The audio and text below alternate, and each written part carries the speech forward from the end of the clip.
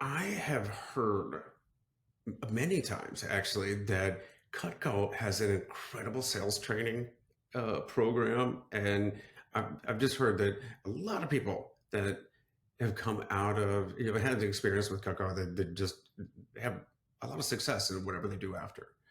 Um, also, I remember my mom buying a set when I Yeah. was a kid, and she still uses it. But that's funny. Yeah, they're amazing knives. Yeah. I sold door to door when I was in college, and but this was and company in Nashville, the Southwestern company, the Yeah. books. I've got a bunch of buddies that sold books every summer. Yeah, so I think that door to door sales is really like jumping into the deep end when it comes to not just sales, but speaking, talking to people, connecting. And I think that's it's one of the most important things, no matter what your occupational track is, being able to communicate and like you said, try to connect with people, try to find where like the pain points are, and um, I think it was hilarious. I think what was it you mentioned one time? It tried to turn it into a game. It, Oh yeah, to see how long I could sit there and just have a conversation with my clients before we even brought up what I was there to sell. Yeah, the rapport game. I mean, it's a great way of challenging yourself, you know? I mean, uh, when you're first getting into sales, that first meeting, that first call, it's by far the hardest. And it's just like working out, though. Once you've gotten 1,000 repetitions in, you don't even think twice about it. So after that summer, I mean, I was making 100 to 150 cold calls a day. So, by the end of that summer, I'd probably made over 20 or 30,000 cold calls. And it just became second nature to me? it's great too because I remember knocking on doors at the beginning of the summer, and it was like, "I've got some knives to sell. Would you like to take a look?" And then by the end of the for me, it was books, but uh, by the end of the summer, it was, "You're about to buy some books. Would you like to take a look first?" That's right. But of course, my learning curve was a little bit longer, and I didn't make a whole lot of money on it. But it's like your first deal in real estate where it might not work out as a profit, but as definitely great training, for bigger and better, bigger, better deals. So you started working for another.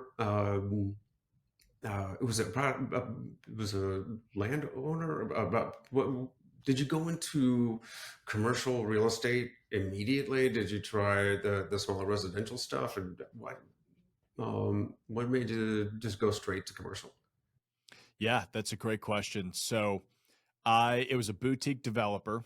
He was doing just about everything. So office, retail, industrial, multifamily. I mean, you name it, we were building it. And, you know, I went straight into commercial just because that's what they needed. It wasn't necessarily that I looked at it and said, oh, I don't want to go the residential route. I didn't know anything about either at the time.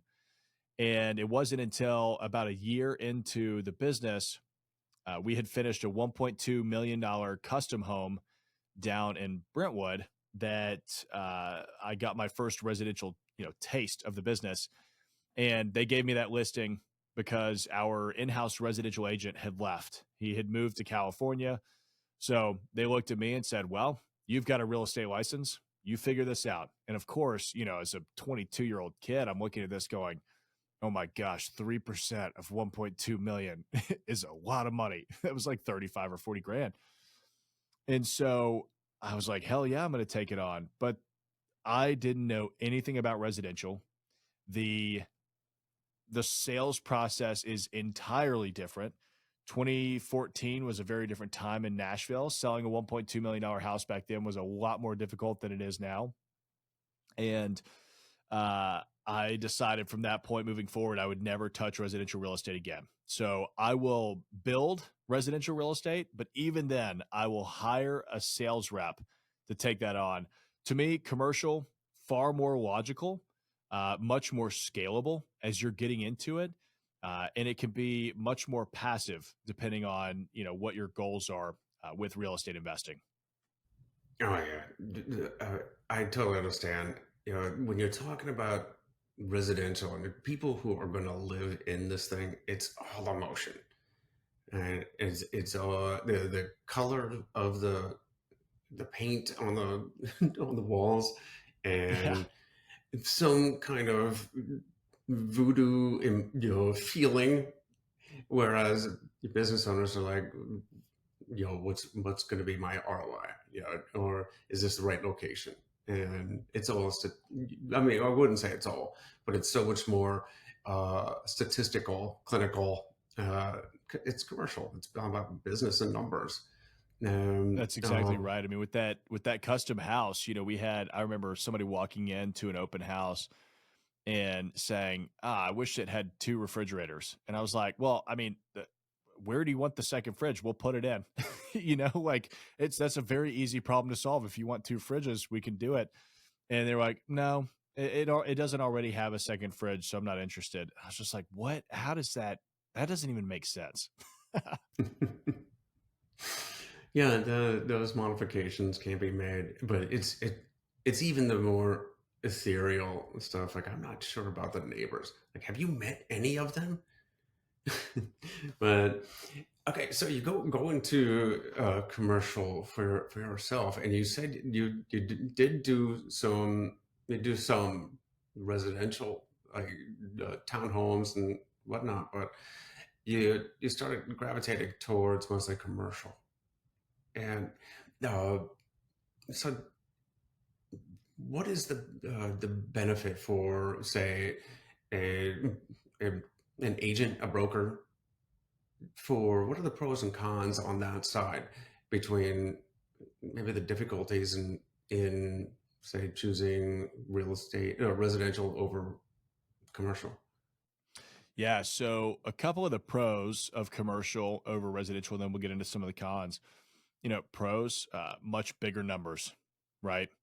I mean, there are very few people out there that can buy $1 million house, but there are very few commercial properties that are under $1 million, right? So the numbers are way bigger.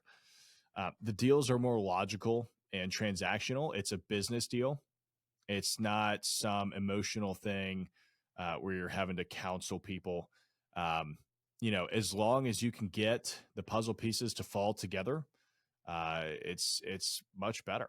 You know, um, and in the long run, you can make far more money, right? Just because you're talking about bigger dollar products, right? I mean, we're talking about selling 10 million, 20 million, 30 million plus dollar buildings as opposed to a $300,000 house.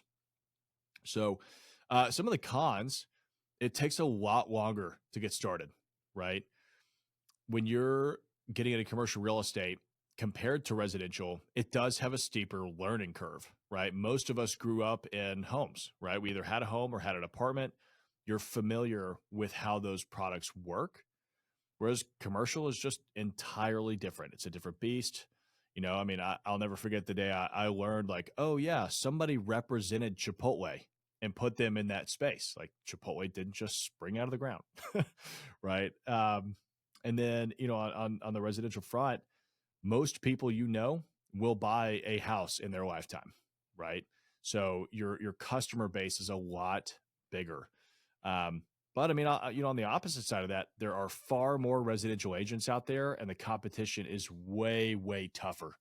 So, it's I mean, I think there's pros and cons to each. I think that you could be just as successful in residential as you can in commercial.